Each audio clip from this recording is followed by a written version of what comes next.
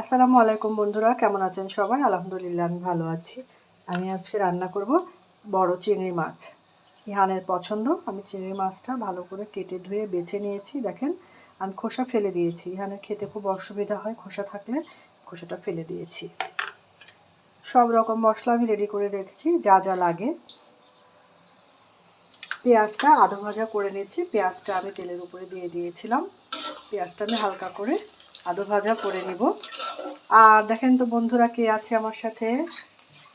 এই দেখেন, ইহান বাবু এই যে আমাকে টমেটো স্লাইস করে দিয়েছে।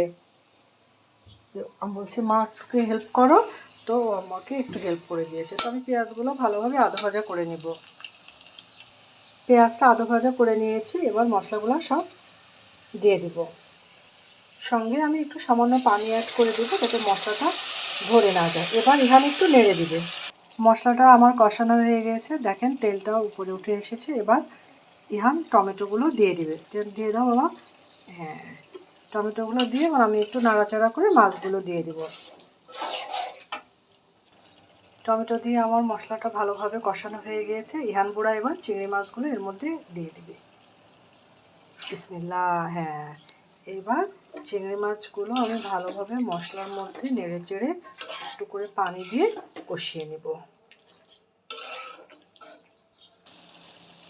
চিংড়িটা আমি এভাবে উল্টে পাল্টে পানি দিয়ে একটু একটু করে কষিয়ে নিচ্ছি। আমার কষানো হয়ে গিয়েছে। এই যে একটু তুলে দেখাই, কত সুন্দর কালারও হয়েছে, দেখতেও বেশ লোভনীয় হয়েছে। ইহান তো অস্থির আমার পাশেই আছে। ওর তো চিংড়ি মাছ এত পছন্দ, মানে খালি বলে মা আমাকে চিংড়ি করে দাও। বলছে কখন হবে কখন হবে। আমার সেই তো বাবা হয়ে গেছে, কষানো হয়ে গিয়েছে। চিংড়ি মাছ সেদ্ধ হতে বেশি সময় লাগে না। আমি সামান্য একটু পানি দিয়ে ঢেকে দেব। পানিটা টেনে আসলে নামিয়ে ফেলব। আমার চিংড়ি রান্নাটা হয়ে গিয়েছে। আমি ধিমি আঁচে রেখেছিলাম। দেখেন তেলও উঠে গিয়েছে, কত সুন্দর হয়েছে দেখতে। আশা করি খেতেও ভালো হবে। এই যে আমার বিড়াল ছানা এসে দাঁড়িয়ে আছে চিংড়ি খাওয়ার জন্য। আমার বাবু আমাকে আজকে অনেক হেল্প করেছে, সুন্দর হাসছে। আজকে তার মুখে হাসি, কারণ তোমার কি রান্না হয়েছে আজকে? চিংড়ি মাছ। ও, বাবু ছোট বড় মাঝারি সব ধরনের চিংড়ি মাছই পছন্দ করে। তো এই দেখেন, খেতে কেমন লাগবে?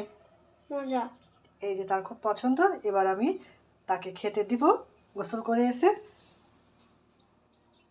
আল্লাহ হাফেজ। আসসালামু আলাইকুম।